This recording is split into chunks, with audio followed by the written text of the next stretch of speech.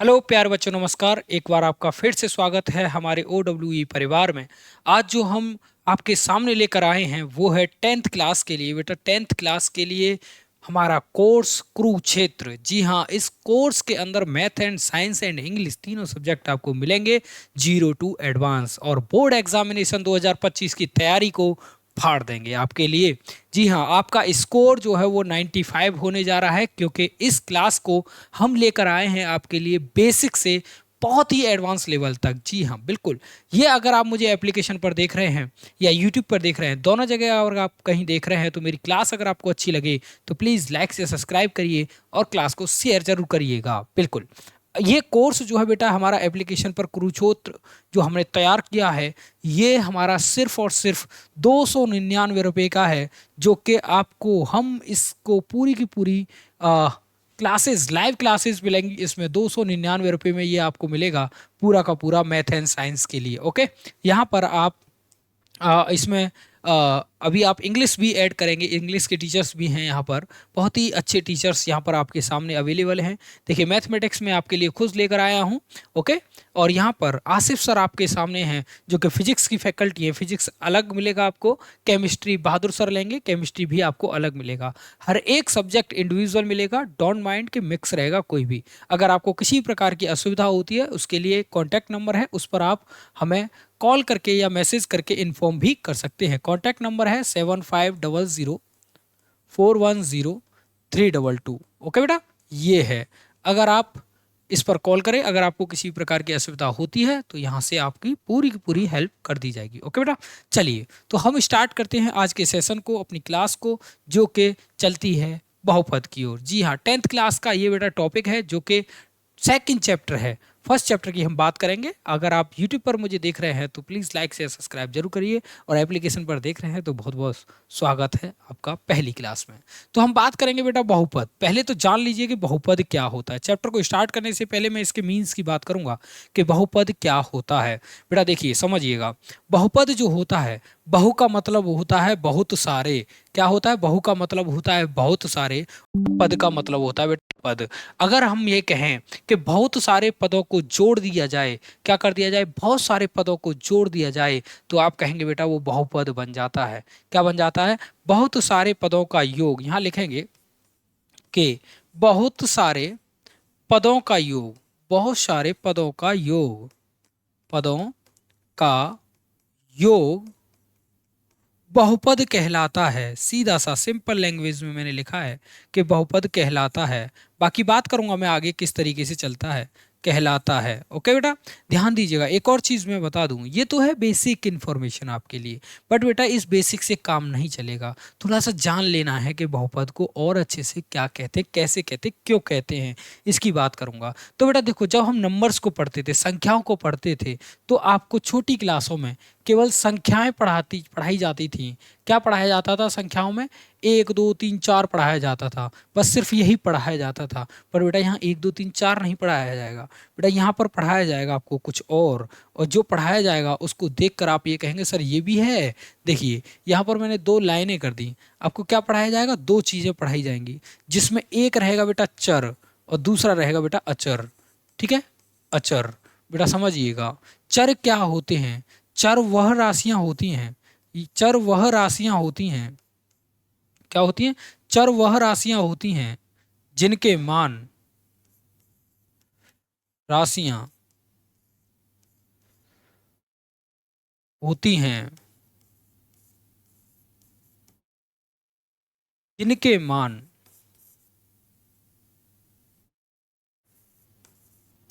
जिनके मान परिस्थितियों के अनुसार,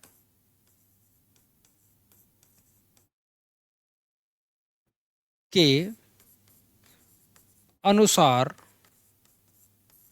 बदलते रहते हैं। क्या? बदलते रहते हैं।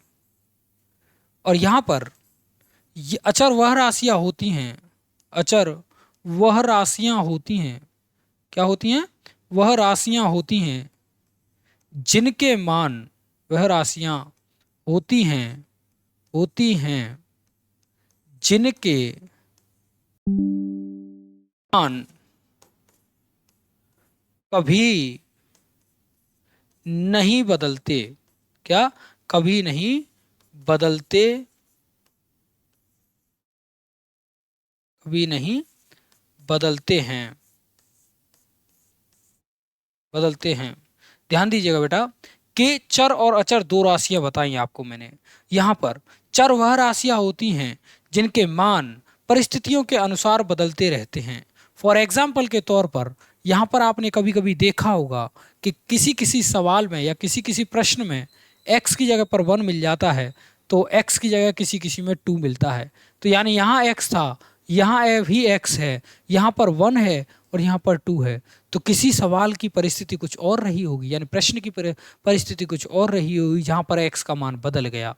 तो यहाँ पर बेटा अचर जो होते हैं इनमें कोई भी परिस्थिति इनकी नहीं होती, इनके मान सदैव फिक्स रहते हैं। जैसे फॉर एग्जाम्पल 1, 2, 3, 4, 5 और अनंत तक।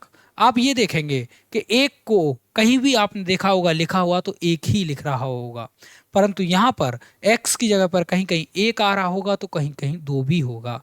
तो इस केस में हम यहाँ पर मोटा मोटा कह सकते हैं कि ए से लेकर जेड तक के सारे नंबर जो होंगे वो क्या होंगे? चर होंगे। और यहाँ पर हम कह सकते हैं नंबर कभी भी आ जाए, कोई भी 1 से लेकर अनंत तक का कोई भी नंबर आ जाता है तो उसे आप अचर कहेंगे। क्या कहेंगे? अचर कहेंगे। अच्छा, पर बेटा सवाल ये नहीं था कि चर और अचर क्या है, सवाल ये था कि बहुपद क्या है, बहुपद क्या है। ठीक है, तो मैं यहाँ कहता हूँ सीधा सीधा कि चर, नोट करके लिखिएगा बेटा, नोट करके आप यहाँ पर समझिएगा, लिखना नहीं है, समझना है सिर्फ। लिखने के लिए ये पीडीएफ आपको मिल जाएगा जहाँ से आप नोट कर सकते हैं। ठीक है, क्या है? नोट करके लिखिएगा, चर व अचर के, चर व अचर के योग से मिलने वाले, योग से मिलने वाले व्यंजक को, क्या? व्यंजक को, व्यंजक को, व्यंजक को बहुपद कहते हैं, बहुपद कहते हैं। अब यहां पर क्या बात कही? नोट क्या है कि चर व अचर के योग से मिलने वाले, चर या अचर के योग से मिलने वाले, क्या? चर या अचर के योग से मिलने वाले व्यंजक को बहुपद कहते हैं। तो सिंपल सी बात यह है कि अगर मैं अचर और चर दोनों को अगर जोड़ देता हूं तो मुझे बहुपद मिलेगा। क्या मिलेगा बेटा? बहुपद मिलेगा। परंतु बेटा एक चीज याद रखिएगा, बहुपद होना इन दोनों का योग ही काफी नहीं है, उसके लिए दो चीजें और होनी चाहिए। क्या? यहां पर मैं लिख दे रहा हूं, दो चीजें क्या होनी चाहिए कि व्यंजक, क्या होना चाहिए? व्यंजक की घात न तो नकारात्मक हो, न तो नकारात्मक हो, दिखाई पड़ रहा हो तो न तो नेगेटिव हो, और न ही घात, न ही दशमलव में हो। क्या? दशमलव में हो। यानी कि किसी भी व्यंजक को बहुपद कहना है तो उसकी पावर कैसी हो? न तो नकारात्मक हो यानी माइनस में नहीं हो, और दूसरी दशमलव में न हो, यानी कि आप उसे दशमलव में नहीं देख पाएंगे, तो वो बहुपद होगा। तीसरा एक पॉइंट और बेटा, एक पॉइंट और कि एक ही चर हो उसमें। क्या? एक ही चर होना चाहिए। क्या? एक ही चर होना चाहिए, एक ही चर होना चाहिए। तो ये तीन बातें ध्यान रखिएगा। किसी भी व्यंजक को बहुपद कहना है तो उसमें एक तो व्यंजक होना चाहिए, चाहे वो x हो पूरे में, चाहे वो y हो, चाहे वो z हो। ऐसा नहीं हो कि उसमें दो व्यंजक हों, x और y दो हों, तो वो बहुपद नहीं होगा। सिंपल सी बात यहां पर समझिएगा। जैसे फॉर एग्जाम्पल मैंने यहां पर लिखा कि 4x + 3, तो देखिए ध्यान से समझिए, क्या ये बहुपद है? यस है, ये बहुपद है। क्यों है? कि इसमें एक तो व्यंजक यूज हुआ है, x है, और कहीं व्यंजक कोई दूसरा, चर कोई है नहीं। एक तो चर यूज हुआ है भाई। क्या यूज हुआ है? एक तो चर यूज हुआ है। दूसरा इसकी पावर न तो नेगेटिव है और न ही दशमलव में है। कैसी है? 1 है। 1 न तो नेगेटिव होता है और न ही दशमलव में होता है, धनात्मक राशि है 1। इस वजह से ये पूरा का पूरा क्या है? बहुपद है। समझ में आया हो तो लाइक ठोक दीजिए। ओके, लाइक ठोक दीजिए। चलिए अब आगे बढ़ते हैं, हम आगे बढ़ते हैं। देखिए ये किताबी भाषा में लिखा हुआ है यहाँ पर। किताबी भाषा क्या है?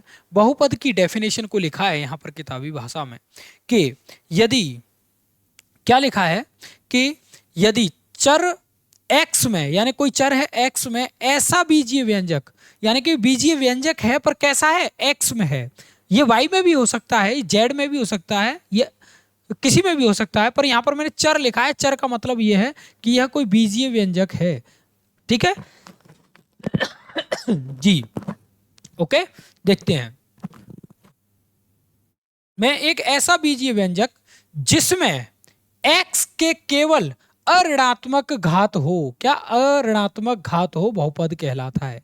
मैंने अभी बताया, जस्ट आपको बताया कि यदि किसी व्यंजक को, जैसे 4x² + 3 ले लेता हूं, क्या ये बहुपद है? यस है। आप ये कहेंगे ये है सर। अच्छा, तो यहां पर बताएं 4x की पावर -1 क्या ये है? क्या आप मुझे बताते चलिएगा। √x क्या ये है? 3x² + 2x क्या ये बहुपद है? अब इनमें से बताते चलिएगा मुझे कौन सा बहुपद है और कौन सा नहीं है। देखते हैं। पहली बात, बहुपद होने के लिए उसके पूरे के पूरे व्यंजक की पावर कभी भी नकारात्मक और दशमलव में न हो। तो देखें, इसकी पावर नकारात्मक नहीं है, इसकी पावर नकारात्मक है, माइनस में है, तो ये तो पहले से ही लिस्ट में हट गया। इसकी पावर देखो, √ की पावर 1/2 होती है, तो x की पावर 1/2 हो जाएगी, तो ये दशमलव में हो जाएगी, ये भी हट गया। ये 2 की पावर नहीं है इसमें। पहली चीज, न तो नकारात्मक हो और न ही दशमलव में, तो 2 तो पहले से ही हट गए, ये तो 2 है ही नहीं। अब ये 2 बचे। अब इन 2 में से चेक करना है क्या ये बहुपद है।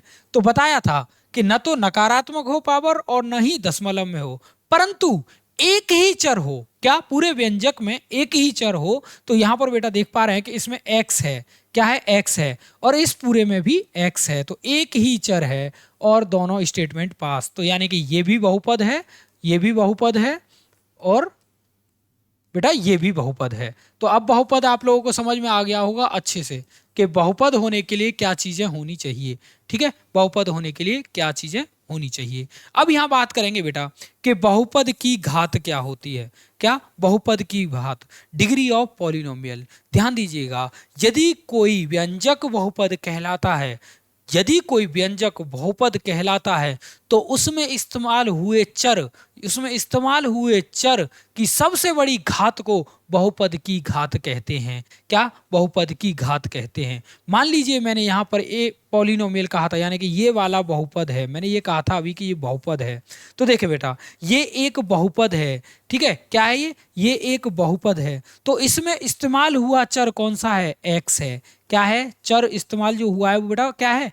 x है। और इस x की जो सबसे बड़ी घात है वो बेटा क्या है? 2 है। यानी पूरे के पूरे में कितनी बड़ी बात घात है इसकी? 2 है। तो ये घात जो होगी, क्या होगी बेटा? ये घात जो होगी बहुपद की घात होगी। क्या होगी? बहुपद की घात होगी। क्लियर? घात होगी। यहां तक समझ में आया हो तो ठोको लाइक। ओके, ये बात बहुपद की घात होगी। अगर मैं इस वाले की बात करूं तो इस वाले को देख लेता हूं। 3x² + 2x + 5 है बेटा, ये है। यहां पर आप देख पा रहे होंगे, यहां पर आप देख पा रहे होंगे इसमें x जो इस्तेमाल हुआ है, एक ही चर इस्तेमाल हुआ है, क्या है? x है। अब इस x की सबसे बड़ी घात यहां पर क्या है? 2 है बेटा। क्या है? घात 2 है। पूरे में देखेंगे, पूरे में सबसे बड़ी घात क्या है? 2। और जो 2 है वही बहुपद की घात है। यानी कि हम सीधा सा कह सकते हैं कि यदि कोई व्यंजक को आपने पॉलिनोमियल कह दिया है, यानी कि किसी व्यंजक को आपने बहुपद कह दिया है, और बहुपद में इस्तेमाल हुए किसी व्यंजक यानी कि चर की घात सबसे बड़ी है, क्या? 2 है, 4 है, तो हम उसे बहुपद की घात कहेंगे। एक बार और रिपीट कर देता हूं आप लोगों के लिए कि यदि किसी व्यंजक को आपने बहुपद कहा है, तो उस बहुपद में इस्तेमाल हुए चर की सबसे बड़ी घात को बहुपद की घात कहते हैं। ओके बेटा, बहुपद की घात कहते हैं। तो यहां तक समझ में आया हो आप लोगों को तो स्क्रीनशॉट नहीं ले पाएंगे, अगर आप एप्लीकेशन पर हैं तो यूट्यूब पर हैं तो आप स्क्रीनशॉट ले लीजिएगा। बेटा बता देता हूँ, ये हमारा डेमो सेशन है फॉर 10th क्लास के मैथमेटिक्स के लिए, ये डेमो सेशन है। अगर आपको हमारा कोर्स परचेज करना है तो बेटा OEE अकेडमी की एप्लीकेशन पर जाइए, क्या OEE अकेडमी की एप्लीकेशन पर जाइए और इंस्टॉल करिए। देन वहाँ पर कुरुक्षेत्र, बेटा कुरुक्षेत्र बैच है, उस बैच को इनरोल करिए, इस कुरुक्षेत्र बैच को इनरोल करिए। इसकी जो फीस है बेटा वो 299 है, और इसमें जो मिलेंगे बेटा आपको मिलेंगे 4 सब्जेक्ट। क्या मिलेंगे? 4 सब्जेक्ट मिलेंगे। मैथ मिलेगा, ठीक है, एंड साइंस मिलेगा। क्या मिलेगा? साइंस मिलेगा बेटा, ओके। और यहाँ पर मैथ एंड साइंस के साथ यानी कि गणित और विज्ञान के साथ साथ इंग्लिश भी मिलेगा। गणित और विज्ञान के साथ बेटा यहाँ पर आपको इंग्लिश भी मिलेगा। क्या मिलेगा? अंग्रेजी भी मिलेगा। और अंग्रेजी के बाद आपको बेटा हिंदी का भी हम अभी देख रहे हैं, हिंदी भी आपको बहुत जल्द यहाँ मिल जाएगा। यानी कि आपको ये 3 कोर्सेज तो मिलेंगे ही मिलेंगे, इसके साथ हिंदी भी अवेलेबल रहेगा। इसकी जो वैलिडिटी है कोर्स की, बेटा ये कोर्स की वैलिडिटी है वो रहेगी टिल एग्ज़ाम तक। क्या? टिल एग्ज़ाम तक रहेगी, यानी कि उत्तर प्रदेश माध्यमिक शिक्षा परिषद के जब तक बोर्ड नहीं हो जाते तब तक आपको इसकी वैलिडिटी मिल जाएगी। परचेज करने के लिए आप एप्लीकेशन को डाउनलोड करें और इंस्टॉल करके कोर्स को परचेज करें। अगर कोई भी असुविधा होती है तो असुविधा के लिए आप इस नंबर पर कॉल कर सकते हैं। 24/7 आवर ये आपके लिए तैयार है। इस नंबर पर कॉल करिए, कोर्स को परचेज करवाया जाएगा, आपकी पूरी की पूरी हेल्प करवाई जाएगी। ओके, ठीक है, चलिए चलते हैं नेक्स्ट की ओर। नेक्स्ट है बेटा बहुपदों का मानक रूप, यानी कि standard form of a polynomial. यानी कि अगर हम बहुपद के मानक रूप की बात करें तो किस तरीके से लिखा जाता है, तो मानक रूप की बात करते हैं बेटा। तो देखिए, समझिए, मानक रूप की जब हम बात करते हैं, क्या रूप करते हैं? मानक रूप की बात करते हैं। तो देखिए बेटा, मैंने आपको बताया था कि किसी भी व्यंजक में इस्तेमाल होना चाहिए एक चर होना चाहिए। किसी भी व्यंजक में एक चर होना चाहिए और उसकी पावर कुछ भी क्यों न हो तो वो बहुपद होगा, परंतु उसकी पावर कभी भी नकारात्मक न हो और कभी भी दशमलव में न हो। तो जैसे यहाँ पर मैंने लिखा बेटा 5x + 3x² + 2 लिखा, तो ये मेरे पास एक कोई व्यंजक है। क्या है बेटा? व्यंजक है। और इस व्यंजक की पावर न तो नेगेटिव है और न ही दशमलव में है। तो ये जो व्यंजक है इसे हम बहुपद कहेंगे। पर बेटा ये इसका सही क्रम नहीं है लिखने का, ये इसका सही क्रम नहीं है। जब ये इसका सही क्रम कैसे आएगा? सही क्रम की जब मैं बात करूंगा तो बेटा जो इसकी सबसे बड़ी पावर वाला पद है पहले वो लिखा जाएगा। क्या लिखा जाएगा? पहले वो लिखा जाएगा, फिर लिखा जाएगा उससे छोटी पावर वाला लिखा जाएगा, और फिर लिखा जाएगा जिसमें x हो ही ना। तो ये जो है इस तरीके का जो है स्टैंडर्ड फॉर्म बन जाती है, यानी कि यही बहुपद का मानक रूप कहलाता है। क्या कहलाता है? मानक रूप कहलाता है। मानक रूप क्या होता है? पहले सबसे बड़ी घात वाला पद, फिर उसके बाद उससे छोटी घात वाला पद, फिर उससे छोटी घात वाला पद, इसी तरीके से इन सब का योग जो होगा वह उसका मानक रूप कहलाता है। क्या कहलाता है? मानक रूप कहलाता है, standard form of a polynomial कहलाता है। जी हाँ, बिल्कुल। अब आपको शायद कोई तकलीफ नहीं होगी बहुपद को समझने में, क्योंकि बहुपद बहुत ही आसानी से आप लोगों ने समझ लिया है। ठीक है, अब चलते हैं हम इससे अगले टॉपिक पर।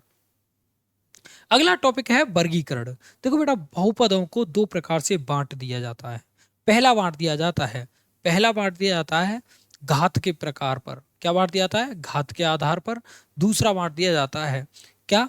पद के आधार पर। क्या बांट दिया जाता है? पद के आधार पर। पहला बांट दिया जाता है बेटा घात के आधार पर। बेटा देखो, घात के आधार पर भी 3 प्रकार के और पद के आधार पर भी 3 प्रकार के लिख देते हैं बहुपदों को। ठीक है, घात के आधार पर कैसे लिखते हैं? पहली, जिनमें एक घात होती है, जिन बहुपदों में एक घात होती है बेटा उसे हम कहते हैं रैखिक। क्या कहते हैं? रैखिक बहुपद कहते हैं। क्या कहते हैं? रैखिक बहुपद कहते हैं। ये कैसे होते हैं? इनमें केवल और केवल सबसे बड़ी घात जो होती है बहुपद की वो सिर्फ एक होती है। जैसे फॉर एग्जाम्पल के तौर पर मैं यहाँ लिखता हूँ 3x, क्या 3x, यहाँ पर 4x, 5x, x+1। तो इनमें क्या है कि सब में x की हाईएस्ट पावर, x जो है चर जो है, चर की हाईएस्ट पावर जो होती है यानी घात जो होती है, चर की सबसे बड़ी घात एक होगी। तो ऐसी कंडीशन में जहां पर हाईएस्ट घात कितनी आए यानी सबसे बड़ी घात एक हो तो वहां रैखिक बहुपद होता है। क्या होता है बेटा? रैखिक बहुपद होता है। रैखिक बहुपद हो जाता है। कब होगा? जब इसकी सबसे बड़ी घात कितनी हो? एक हो। क्या हो? एक हो बेटा। क्या हो? एक हो। ओके। यदि यह घात बढ़ के दो हो जाती है यानी सबसे बड़ी घात अगर दो हो जाती है, दो हो जाती है तो उसको क्या कहेंगे? रैखिक के बाद उसे कहेंगे द्विघात। क्या कहेंगे? द्विघात बहुपद। क्या कहेंगे बेटा? द्विघात बहुपद कहेंगे। यदि किसी बहुपद की सबसे बड़ी घात दो हो जाती है तो उसे द्विघात बहुपद कहेंगे। जैसे यहां पर आप देख पाएंगे ax² + bx। तो देखें इसमें क्या है? सबसे बड़ी घात जो है वो x की कितनी है? दो है। और यहां पर देखें x² क्या है? दो है। ओके। यहां पर और देख लेते हैं 3x² + 2। तो सबसे बड़ी घात कितनी है? दो है। इनमें पद से कोई मतलब नहीं होता। पद कब बनते हैं, घात कब बनती है, बताता हूं। यदि किसी व्यंजक में बीच में प्लस या माइनस आ जाता है, यहां देख लेते हैं, फिर मैं इरेज कर दूंगा इसे। जैसे 3x + 4y, ठीक है, यहां पर है। तो ये जो बीच में प्लस माइनस आया है ये पद को बदल रहा है, यानी कि ये एक पद हो गया, एक ये पद हो गया, तो दो पद हो गए। ऐसे ही मैं यहां पर लिख सकता हूं 4x² + 3x + 2। इसमें कितने पद हो गए बेटा? तो देखो जहां प्लस माइनस आएगा, जहां प्लस माइनस आएगा वहां पद बदल जाएगा। एक, दो, तीन। तो इसमें कितने पद हैं? तीन हैं। तो जब हम घात की बात कर रहे होते हैं, जब हम घात की बात कर रहे होते हैं तो उसमें पद से हमें कोई लेना देना नहीं होता। ध्यान दीजिएगा, जब हम घात की बात कर रहे हैं तो पद से हमारा कोई लेना देना नहीं होता। तीसरी बात कि केवल और केवल हम जब घात की बात करेंगे तो घात को ही देखेंगे। यहां पर देख रहे थे कि हाईएस्ट पावर कितनी होनी चाहिए, हाईएस्ट घात कितनी होनी चाहिए? एक होनी चाहिए। यहां पर सबसे बड़ी घात कितनी होनी चाहिए? दो होनी चाहिए। अब बात करूंगा सबसे बड़ी घात कितनी होनी चाहिए? तीन होनी चाहिए, जिसे हम कहते हैं त्रिघात। क्या कहते हैं?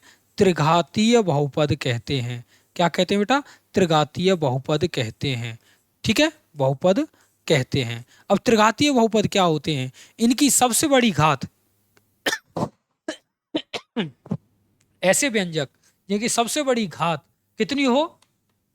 तीन हो, उसे आप क्या कहेंगे? त्रिघातीय।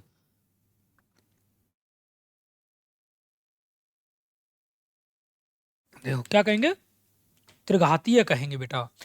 ऐसे ऐसे व्यंजक जिसमें चर की सबसे बड़ी घात तीन हो तो आप उसे त्रिघातीय कहेंगे। पद से लेना देना नहीं है, ध्यान देंगे। जैसे ax³ ये भी त्रिघात है, 5x³ + 2 ये भी त्रिघात है, 4x³ त्रिघात है। अब इसमें पद कितने भी क्यों न हो कोई फर्क नहीं पड़ता, सिर्फ हमें चर की घात देखनी है। अगर चर की घात तीन है तो हम उसे कहेंगे वह त्रिघात है। ओके बेटा। यहां पर पद के आधार पर अगर मैं बात करूं तो पद के आधार पर बेटा मैं बात करता हूं तो पद के आधार, क्या पद के आधार पर मुझे जो मिलेगा बेटा वो क्या होगा? क्या पद के आधार पर अभी देख लेता हूं। यहां पर लिखूंगा, ये घात के आधार पर था, यहां पर पद के आधार पर, पद के आधार पर। देखे बेटा, जिनमें एक पद होता है वह होते हैं एक पदीय। क्या होते हैं? एक पदीय। ठीक है। जैसे जैसे फॉर एग्जाम्पल के तौर पर यहां 4x, 3x, 5x, ax, bx, यानी कि इनमें पद कब बदलेगा? जब प्लस माइनस के बाद दूसरा कोई भी व्यंजक इसमें ऐड कर दिया जाएगा। ठीक है, तब तक ये एक ही पद रहेगा और इसे एक पदीय ही कहेंगे।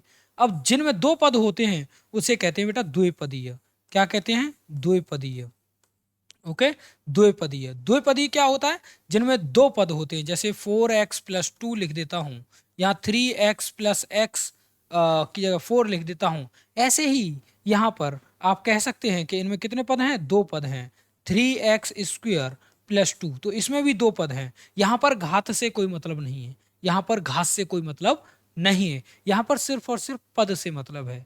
अब तीसरा है बेटा, यहाँ पर यदि किसी में तीन पद होते हैं तो उसे त्रिपदीय कहते हैं। क्या कहते हैं बेटा? त्रिपदीय कहते हैं। त्रिपदीय में क्या होगा? तीन पद होंगे। घात से कोई मतलब ही नहीं होगा, घात से कोई मतलब ही नहीं होगा। घात क्या है उसकी बेटा? इसे त्रिपदीय कहेंगे। क्या कहेंगे? इसे त्रिपदीय कहेंगे। त्रिपदीय का एक एग्जाम्पल यहाँ भी देख लीजिए, 4x³ plus 5x square plus 2। यहाँ पर घात से हमें कोई मतलब ही नहीं है। पद काउंट करेंगे, 1 2 और ये 3, यानी तीन पद होंगे। क्या होंगे? तीन पद। तो ऐसे व्यंजक जिनमें तीन पद हैं वह त्रिपदीय होगा, ऐसे व्यंजक जिनमें दो पद हैं वह द्विपदीय होगा, इनमें एक पद है वह एकपदीय होगा। घात की बात करें तो ऐसे व्यंजक जिनमें एक पद हो, एक घात हो, जिसकी सबसे बड़ी घात एक हो, वो क्या रहेगा? रैखिक बहुपद होगा। जिनमें सबसे बड़ी घात क्या हो? दो हो, वह द्विघात बहुपद होगा। जिसमें x की घात क्या हो? सबसे बड़ी घात 3 हो, तो वह त्रिघात रहेगा। ओके जी हाँ। अगर कोई डाउट है तो मुझे कमेंट जरूर करिए, अगर नहीं है तो नोट करिए और आगे बढ़िए। जी बिल्कुल। अगर कैमरे में कोई प्रॉब्लम आ रही हो तो मुझे बताइएगा, कैमरे की मैनुअल सेटिंग कर देता हूँ, ठीक तब भी हो जाएगा, ब्लरिंग का इशू नहीं रहेगा। ओके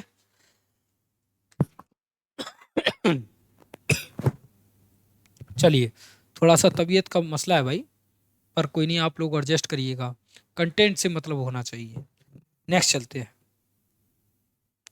बहुपद। ओके बेटा, यहाँ पर बहुपद की बात करेंगे। तो बहुपद मैंने अब बताया, मैं अब आपको यहाँ क्वेश्चन देता हूँ, आप मुझे बताएंगे कि क्या क्वेश्चन है आपका। ठीक है, क्वेश्चन क्या है और किस तरीके से आप उसे कर पाएंगे, इसकी बात करेंगे। तो अब मैं पूछूंगा आप लोगों से पहला क्वेश्चन। अब मैंने पूछा घात के आधार पर और पद के आधार पर दो तरीके से पूछूंगा, तो बताइएगा आप। पहले तो ये बताएं, 3x² प्लस 3 रूट में x, क्या ये बहुपद है? तो पहली बात, सर आपने तो बताया था कि किसी व्यंजक की पावर न तो नेगेटिव होनी चाहिए और न ही दशमलव में होनी चाहिए, तो वो बहुपद होगा। और दूसरा, एक उसमें चर होना चाहिए। तो बेटा देखो, चर तो एक ही है, यहाँ पर x ही यूज हुआ है, चर तो यहाँ पर x ही यूज हुआ है, परंतु बेटा यहाँ पर इसकी पावर 2 है और यहाँ पर इसकी पावर दशमलव में है, यानी कि 1/2 है। तो इसका मतलब क्या है?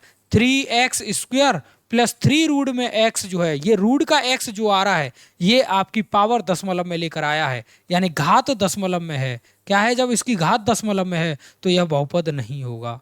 क्या? बहुपद नहीं होगा, ये बात है। और जब बहुपद ही नहीं होगा तो हमें इसे किसी से कोई लेने देना नहीं है। दूसरा बेटा, एक और चीज आप बताएंगे, 4x³ plus 3x, 4x³ plus 3x 5। तो आप मुझे बताइए कि यह कितने पदीय है? यह बहुपद बहुपद है या नहीं? पहले तो ये पता करिए, पहले तो ये पता करिए क्या ये बहुपद है या नहीं। तो सर आपने तो बताया था कि एक ही व्यंजक होना चाहिए। तो देखो x एक है, यानी चर की जो बात कर रहे थे तो वो एक है, व्यंजक पूरा एक है, और चर की बात कर रहे हैं तो वो भी इसमें एक है, यानी x ही है। अब इस चर की हाईएस्ट जो घात थी, यानी कि सबसे बड़ी घात जो थी, वो 3 है। क्या है? 3 है। चलो, बहुपद की घात पता लग गई, 3 है। इसकी घात 1 है, यानी कि इसकी घात तो नकारात्मक है नहीं, यानी इसकी घात नकारात्मक नहीं है। दूसरा, दशमलव में भी नहीं है। तो इस केस में ये जो बन गया आपका बहुपद बन गया। क्या बन गया बेटा? बहुपद बन गया। और जब ये बहुपद बन गया है, जब ये बहुपद बन गया है, तो बेटा अब आप मुझे बता दीजिए, क्या बता दीजिए, कि अब आप मुझे बता दीजिए कि ये बहुपद जो है वो कौन सा बहुपद है, कितने पदीय है। तो बेटा मैं बात करूंगा यहाँ पर, ये त्रिपदीय है। कितने पदीय है? त्रिपदीय है, क्योंकि एक पद ये हो गया, दूसरा पद ये हो गया, तीसरा पद ये हो गया। तो बेटा ये त्रिपदीय है। कौन सा? त्रिपदीय है। ठीक है, त्रिपदीय, क्योंकि इसमें 3 पद हैं और 3 पद जहां होते हैं वो त्रिपदीय होता है। घात की बात करेंगे तो बेटा देखो, सबसे बड़ी घात जो है इसकी क्या है? सबसे बड़ी घात है 3। तो घात कितनी आई इसकी? 3। और घात के आधार पर, घात के आधार पर यह त्रिघातीय है। क्या है? त्रिघातीय है। ठीक है बेटा, त्रिघातीय है। ओके, त्रिघातीय है। तो दो तरीके से पता लगा लिया कि अगर हम पद की बात करें तो त्रिपदीय है, घात की बात करें तो त्रिघातीय है। अब मैं यहाँ पर एक और क्वेश्चन लिख रहा हूँ, एक और एग्जाम्पल लिखता हूँ। 4x² + 2, तो बताइए क्या ये बहुपद है? तो देखिए इस पूरे व्यंजक में एक ही चर है जिसका नाम है x। क्या है? x। और इसकी सबसे बड़ी पावर, सबसे बड़ी घात 2 है बेटा, सबसे बड़ी घात इसकी 2 है। तो देखें जब ये सबसे बड़ी घात 2 है तो घात के आधार पर बेटा, घात के आधार पर ये द्विघातीय हो गया। क्या हो गया? द्विघातीय हो गया। क्या हो गया? द्विघातीय। यहाँ लिखेंगे द्विघातीय हो गया बेटा ये, घात के आधार पर। ओके, और पद के आधार पर इसमें कितने पद हैं? 1 और 1 2। तो ये पद के आधार पर द्विपदीय हो गया बेटा। क्या हो गया? द्विपदीय हो गया। ठीक है, और बहुपद ये ऑलरेडी था ही, यानी पहले से ही था, क्योंकि इसमें न तो इसके x की पावर न तो दशमलव में है और न ही नकारात्मक है, और एक ही चर इसमें इस्तेमाल हुआ है, तो ये भी बहुपद है। चलिए, ये बात आप लोगों को समझ आ गई होगी मैंने अब तक आपको क्या पढ़ाया है। ठीक है, कौन सा व्यंजक बहुपद होता है, ठीक है, कितने प्रकार के होते हैं ये मैंने बता दिया। दो तरीके से बांट दिया जाता है बहुपद को। पहला बांट दिया जाता है पद के आधार पर, दूसरा बांट दिया जाता है घात के आधार पर, और दोनों को मैंने अच्छे से बता दिया है कि किस तरीके से आप उसे चेक कर सकते हैं। ठीक है, चलिए नेक्स्ट क्वेश्चन देख लेते हैं। नेक्स्ट क्या है? बहुपद के शून्यक की बात करेंगे बेटा। क्या बात करेंगे? बहुपद के शून्यक की बात करेंगे। तो बहुपद के शून्यक समझ लीजिए क्या होता है। मान लीजिए कि बेटा, मान लीजिए कि कोई एक वैल्यू है, जैसे px है मेरे पास, px यानी बहुपद को मैं कहता हूं p क्यों कहता हूं बेटा? क्योंकि p फॉर पॉलिनोमियल, और पॉलिनोमियल बहुपद को इंग्लिश में कहा जाता है बेटा। क्या कहा जाता है? पॉलिनोमियल इंग्लिश में कहा जाता है, इसीलिए मैं इसको बहुपद को p से लिखता हूं। और ये x जो लिखा है इसका मतलब यह है कि p जो बहुपद है उसका चर जो है, चर जो इस्तेमाल हुआ है उसमें वो x है, इसीलिए मैंने इसे px लिखा है। क्या लिखा है? px लिखा है। तो px मान लीजिए आपके पास कोई एक पॉलिनोमियल है इस तरीके से, यानी 3x + 5 है। क्या है? 3x + 5 है। तो बेटा ध्यान दीजिएगा, तो यहाँ पर क्या बात कही है? बहुपद, बहुपद के चर का वह विशेष मान, बहुपद के चर का वह विशेष मान जिस शून्य के बराबर कर दे। क्या? बहुपद के चर का विशेष मान जो बहुपद के मान को शून्य कर दे, जो बहुपद के मान को शून्य कर दे, बहुपद का शून्य कहलाता है। जैसे मान लीजिए बेटा कि बहुपद का वह मान, बहुपद का वह मान जो बहुपद के मान को शून्य कर दे। क्या? बहुपद के मान को शून्य कर दे। किसका मान? इस x का, चर का मान। तो एक बार फिर से रिपीट करेंगे, एक बार फिर से रिपीट कर देता हूं।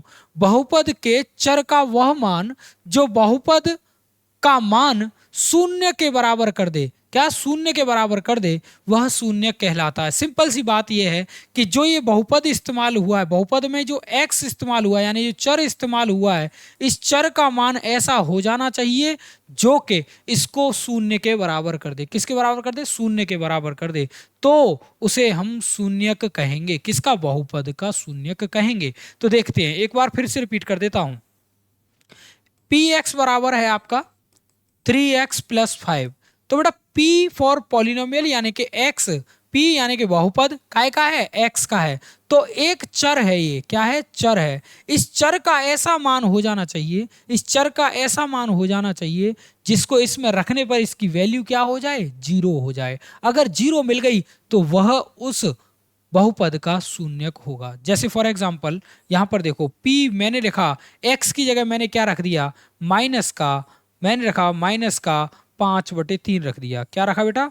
5/3 रख दिया। तो जब मैंने 5/3 रखा तो यहाँ पर 3 गुणा माइनस का 5/3 प्लस का 5 हो गया बेटा।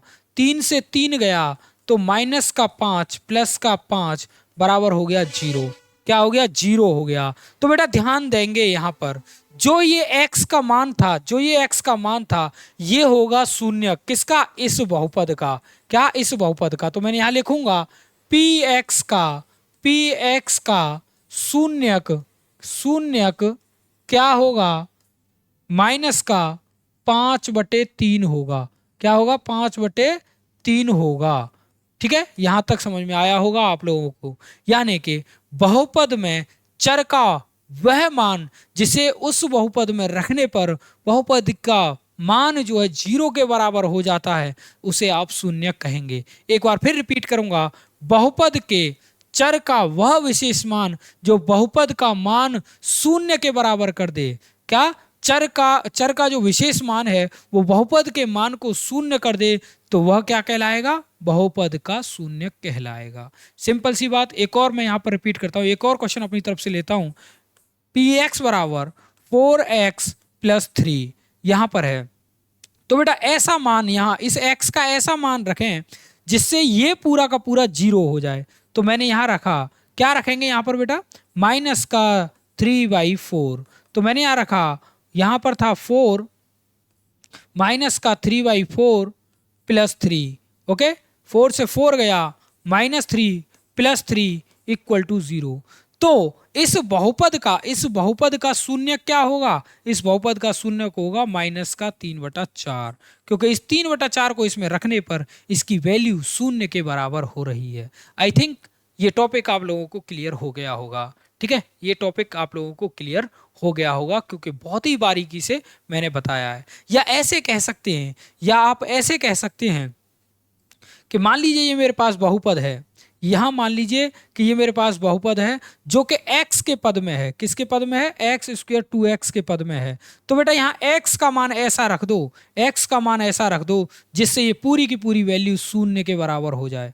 क्या? शून्य के बराबर हो जाए। जब आप x का मान इसमें रखेंगे जिसको रखने पर ये शून्य के बराबर हो रहा होगा तो आप कहेंगे कि जो वैल्यू आपने रखी थी, जो मान आपने रखा था x का, वो इसका शून्यक था। क्या था? शून्यक था। क्लियर? यहां तक आप लोगों को समझ आ गया होगा। आगे चलते हैं। जैसे फॉर एग्जांपल यहां पर देखिए एक चीज आप लोगों को बताई गई है। क्या बताया गया है? यहां पर एक क्वेश्चन दिया है, px बराबर x² plus 3x plus p दिया है। ये क्वेश्चन आपको बोर्ड में इंपोर्टेंट डाल लीजिएगा भाई।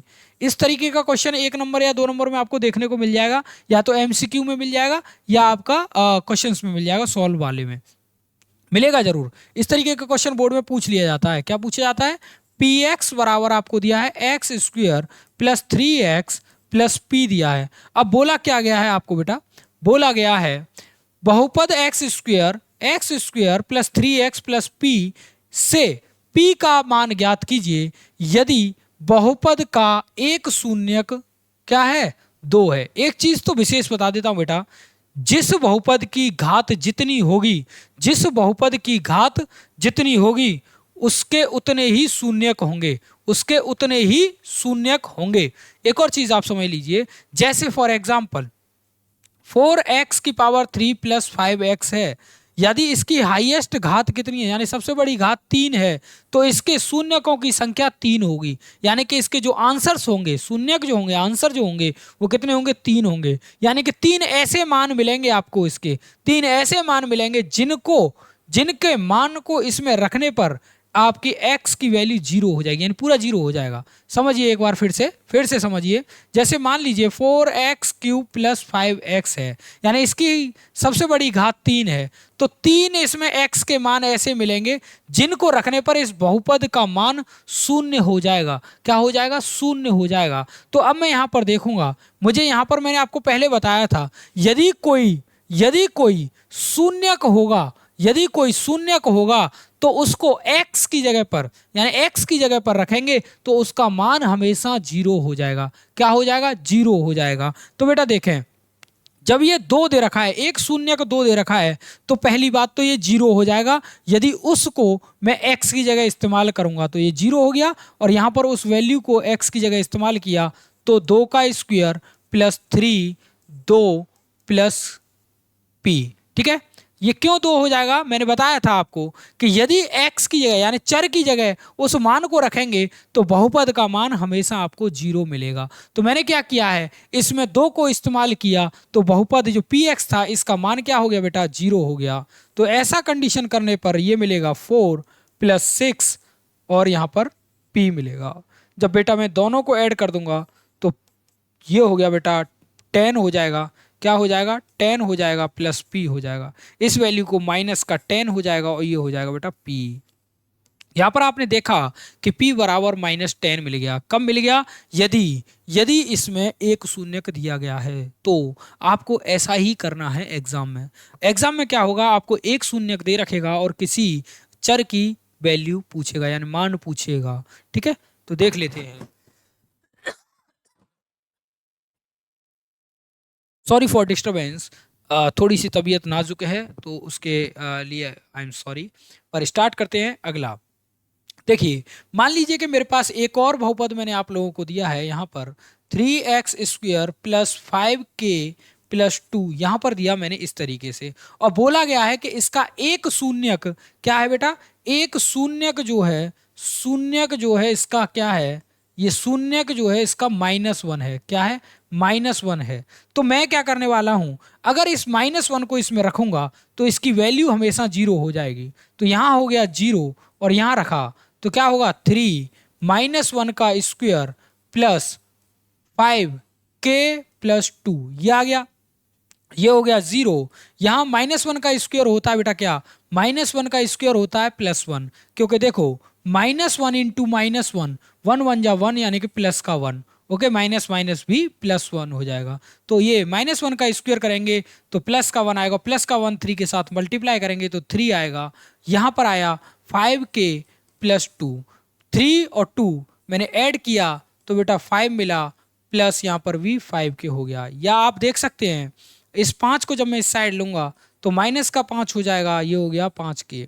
ओके, जब k की वैल्यू निकालूंगा तो बेटा ध्यान देना कि जब मल्टीप्लाई में दो टर्म होते हैं और एक चर की वैल्यू निकालनी होती है तो ये इसके डिनोमिनेटर में जाता है यानी कि हर में जाता है, ऐसे चला जाएगा और यहाँ आ जाएगा k। तो k बराबर जो मिला मुझे क्या मिलेगा, -1 मिलेगा। यानी कि k बराबर जो मिला वो -1 मिलेगा। किस पर? शून्यक 1 पर। क्या मिलेगा बेटा? शून्यक 1 पर k का मान जो होगा वो होगा -1। इसी तरीके का क्वेश्चन आपसे बोर्ड में पूछा जाएगा बेटा, इसी तरीके का क्वेश्चन बोर्ड में पूछा जाएगा। 1 मिनट। ओके,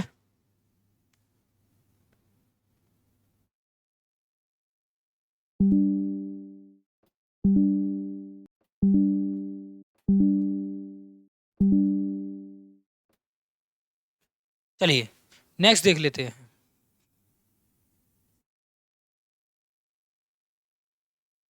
नेक्स्ट है शून्यकों का ज्यामितीय अर्थ। देखिए, जो बहुपद के शून्यक होते हैं उनका ज्यामितीय अर्थ क्या होता है, पहले तो ये समझ लीजिए बेटा कि आप जब ने आपने निर्देशांक ज्यामिति पढ़ी होगी किसमें, 9th क्लास में। क्या पढ़ा होगा बेटा? निर्देशांक ज्यामिति जब पढ़ी होगी आपने तो 9th क्लास में दो चीजें पढ़ी होंगी आपने, एक इस तरीके से और आपने एक पढ़ी होगी इस तरीके से। ठीक है बेटा, ये पढ़ी होगी इस तरीके से। यहां होता था x अक्ष, यहां होता था y अक्ष, इधर होता था x नेगेटिव अक्ष और इधर होता था बेटा y अक्ष, y नेगेटिव अक्ष। तो ऐसे ये पढ़े थे, अक्ष पढ़े थे। ठीक है, इनकी वैल्यूज भी पढ़ी थी आपने। पर यहां पर क्या पढ़ना है, देखें, यदि कोई बहुपद px हो तो y बराबर px का आलेख खींचने पर x अक्ष द्वारा प्रतिच्छेद बिंदुओं पर बहुपद x के शून्यक होंगे। ध्यान दीजिएगा, इस भाषा को मैं समझा देता हूं आप लोगों को, आपकी शायद समझ में नहीं आई होगी। मान लीजिए कि मेरे पास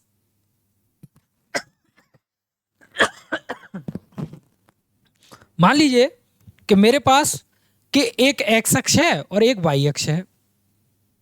बेटा मेरे पास यहां पर कोई ग्राफ मैप करके ऐसे करके आ रहा है, कुछ इस तरीके से जा रहा है। ठीक है, ये यहां पर टच कर रहा है इसको।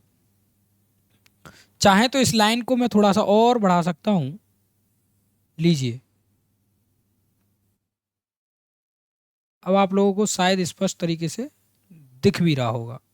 तो देखें बेटा, जहां पर x अक्ष पर जितनी बार ये इससे प्रतिच्छेद करेगा, यानी कि x अक्ष पर जितनी बार प्रतिच्छेद करेगा उतने ही इसके शून्यक होंगे।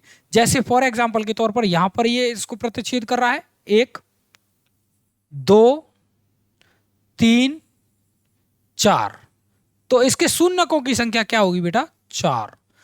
यानी कि सीधा सा बता दूं कि कोई भी बहुपद आपको दे रखा है तो उसको हम किस लाइन पर, x और y लाइन पर पहले दर्शाएंगे। ये दर्शाना आपने 9th में सीखा होगा, नहीं सीखा है तो मैं अभी सिखाऊंगा। तो जो एक्स अक्ष पर जितनी बार इसे प्रतिच्छेद कर रहा होगा वही इसका क्या होगा, वही इसके शून्यकों की संख्या होगी।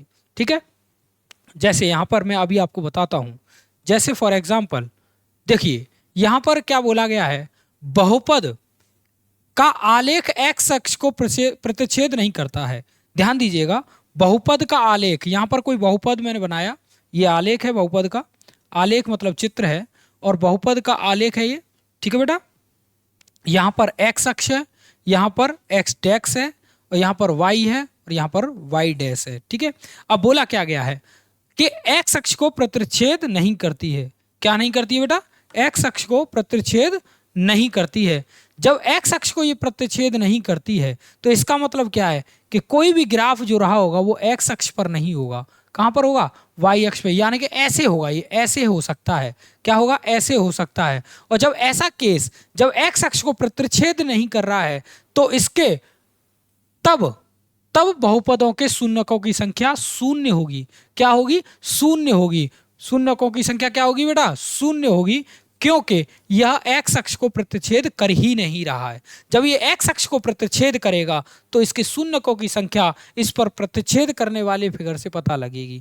जैसे मान लीजिए फॉर एग्जांपल कि अगर ये इस तरीके से न होकर, अगर ये इस तरीके से न होकर बेटा ये इस तरीके से होता, ऐसे इस तरीके से होता, तो ये यहां पर देखिए कितने टर्म पर ये इसे प्रतिच्छेद कर रहा होता। देखिए कितने टर्म पर प्रतिच्छेद कर रहा होता, एक तो यहां कर रहा होता, दूसरा ये यहां कर रहा होता, दूसरा ये यहां कर रहा होता, तो शून्यकों की संख्या क्या हो जाती, तो बेटा शून्यकों की संख्या हो जाती, क्या हो जाती, शून्यकों की संख्या जो होती वो हो जाती दो। क्या हो जाती, दो। शून्यकों की संख्या, शून्यकों की संख्या क्या हो जाती बेटा, दो हो जाती। क्या हो जाती, दो हो जाती। क्लियर, दो हो जाती। ठीक, यहां तक आप लोग समझ गए होंगे। आई होप आप लोगों को बहुत अच्छे से समझ आया होगा। ठीक है, देखें नेक्स्ट, देखें यहाँ पर शून्यकों की संख्या, इसमें गुणांक अभी आगे और है, तो पर मैं यहाँ पर इसे और अच्छे से समझाता हूँ आप लोगों को। बात कर रहे थे हम ग्राफ बनाने की बेटा, क्या बनाने की बात कर रहे थे, ग्राफ बनाने की बात कर रहे थे। तो ग्राफ बनाने के लिए मैंने यहां पर कहा कि आपके पास बेटा कोई एक बहुपद है, क्या है, y बराबर सॉरी पी एक्स बराबर क्या है, पी एक्स बराबर एक्स प्लस टू है। क्या है, x प्लस टू, ये एक बहुपद है। अब आप ही मुझे बताएंगे कि इसके शून्यकों की संख्या कितनी होने वाली है। देखो कैसे पता लगाएंगे इसके शून्यकों की संख्या क्या होने वाली है। पहले तो आप इस टेबल को बनाएंगे। ठीक है, टेबल को अच्छे ढंग से बनाने के लिए क्या करेंगे, जो पी एक्स है इसे थोड़ी देर के लिए मान लेंगे कि ये y है। क्या है, x प्लस टू हो जाएगा, y equal to x plus two हो जाएगा ना। तो अब यहां पर देखिए, अब मैंने क्या करूंगा, यहां पर बारी बारी से x बराबर पहले मैंने जीरो रखूंगा, x बराबर जीरो रखा तो y बराबर बेटा मुझे दो मिल जाएगा यहां से। जैसे फॉर एग्जाम्पल मैं यहां पर एक टेबल और बना लेता हूं, एक छोटी सी टेबल बनाता हूं जिससे आपके लिए हेल्पफुल रहेगा। मैंने क्या किया, यहां पर ये टेबल बनाई, और टेबल बनाने के साथ साथ बेटा मैंने क्या किया, एक लाइन इसमें इस तरीके से खींचा, इस तरीके से, और एक लाइन बेटा मैंने इस तरीके से खींच दी। ठीक है, एक यहां पर, एक यहां पर, चाहो तो एक और खींच लो, ये इस तरीके से लीजिए, ये मैंने लाइनें खींच ली। यहां पर x, यहां पर y, मैंने क्या कहा, x की जगह पर जीरो रखा तो y की जगह पर मुझे क्या मिलेगा बेटा, टू मिल जाएगा। इस तरीके से लाइन बना ली, यहां पर जीरो रखा तो y की वैल्यू टू मिलेगी। मैंने x की जगह 1 रखा तो y की वैल्यू 3 मिलेगी। x की जगह 4 रखा तो y की जगह मुझे क्या मिलेगा, यहाँ x की जगह मैंने क्या रखा बेटा, सॉरी x की जगह मैंने 2 रखा, क्या रखा 2, तो y की जगह मुझे 4 मिल जाएगा। यहाँ 3 रखा तो 5 मिल जाएगा। ठीक है, ये इस तरीके से एक नंबर बढ़ता हुआ जाएगा। अब बात आती है ग्राफ की, तो ग्राफ कैसे बनेगा, क्या होगा देखते हैं।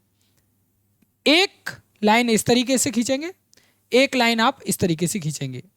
बेटा ध्यान दीजिएगा, ये जो है बेटा एक्स अक्ष है, क्या है, एक्स अक्ष है आपके पास। ये जो है एक्स डैश है, यानी कि एक्स नेगेटिव, नकारात्मक, ऋणात्मक जिसे बोलते हैं, एक्स अक्ष, जिसे मैं डैश से रिप्रेजेंट कर रहा हूं, यानी डैश से दर्शा रहा हूं।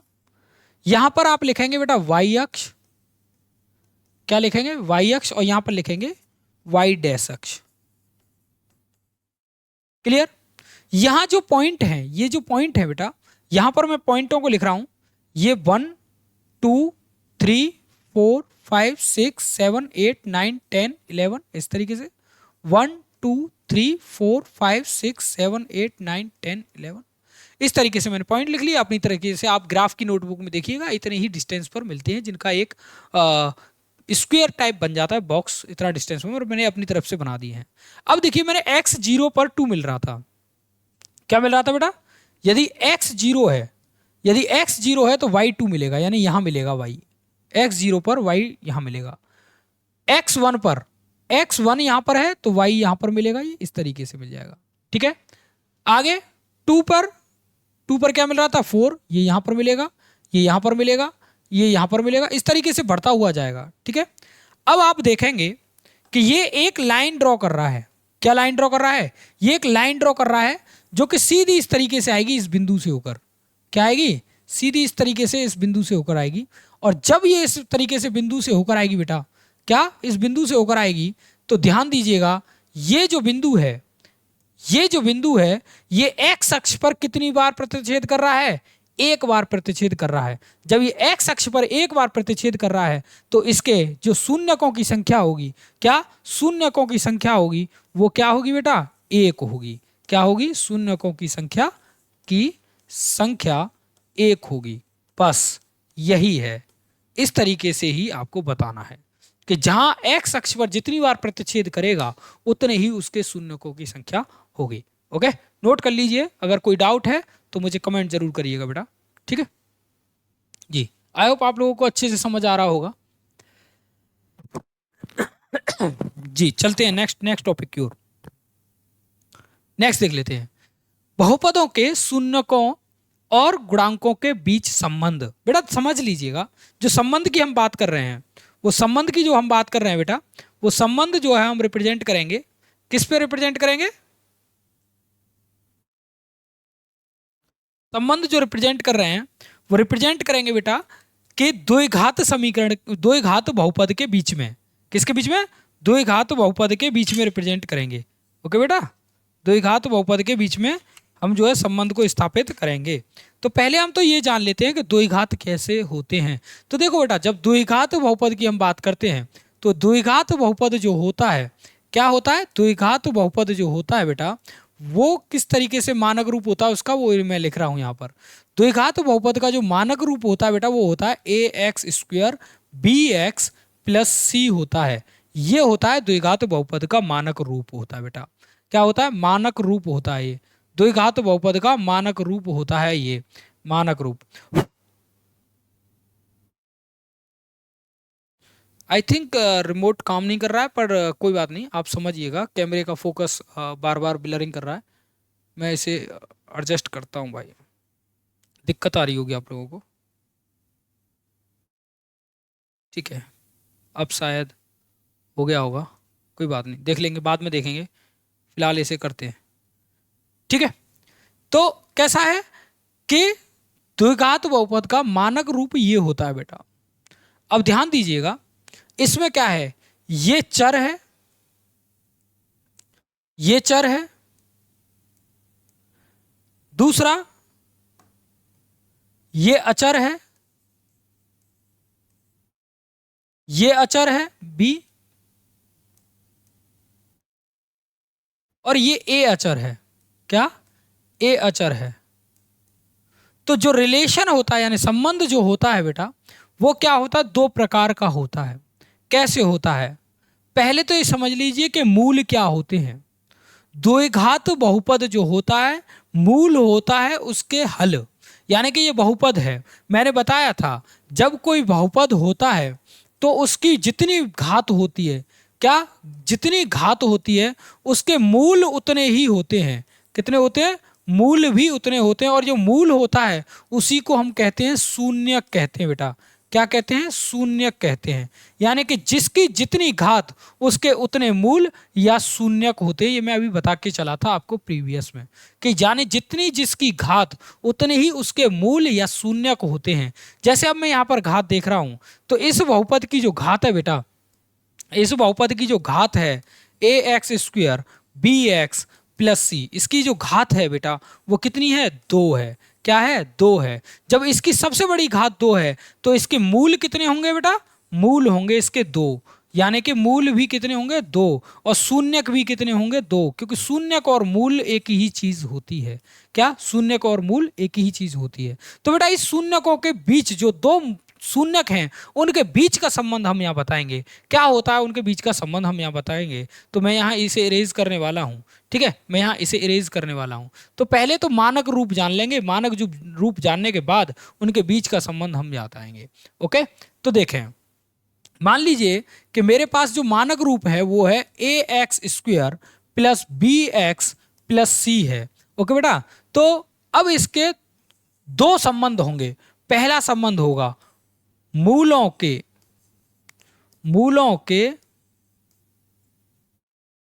या मूलों का लिखिएगा, सॉरी, मूलों का गुणनफल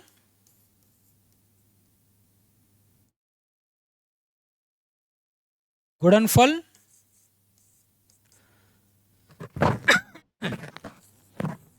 दूसरा मूलों का योगफल। मूलों का गुणनफल और मूलों का योगफल।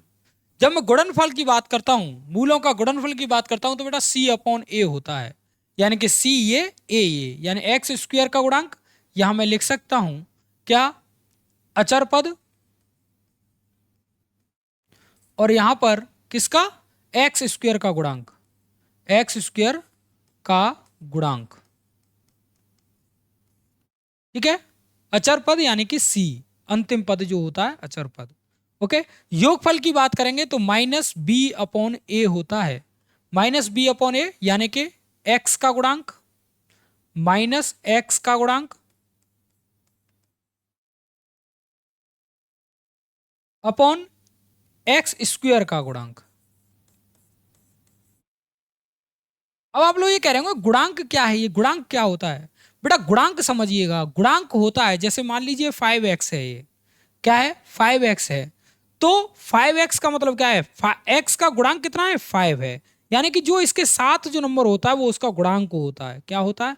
गुणांक होता है। तो बेटा आज की क्लास केवल केवल यहीं तक है कि हमारा जो है मूलों का रिलेशनशिप की बात थी। तो इस रिलेशनशिप से आगे की बात करेंगे हम अगली क्लास में।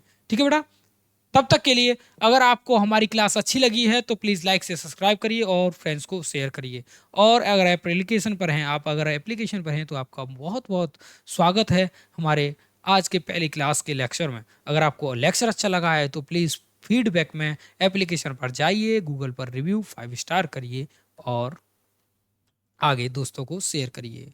कैमरे की थोड़ी समस्या आ रही थी, इस वजह से मैंने आज की क्लास को यहीं स्टॉप किया है। वैसे मैं अभी थोड़ा सा और आगे लेता, क्योंकि इसमें जो है लगभग अप्रॉक्सीमेट अभी आपका थोड़ा सा और कंटेंट बचा हुआ है इसमें। जी हाँ, एक दो क्वेश्चन और थे यहाँ पर तो वो मैं लेता, पर अभी नहीं ले पाऊंगा क्योंकि कैमरा ज़्यादा दिक्कत दे रहा है। ठीक है, चलिए तो आज की क्लास को ऑफ करते हैं, मिलते हैं नेक्स्ट क्लास में। तब तक के लिए अपना ख्याल रखिएगा, मिलते हैं अगली क्लास में।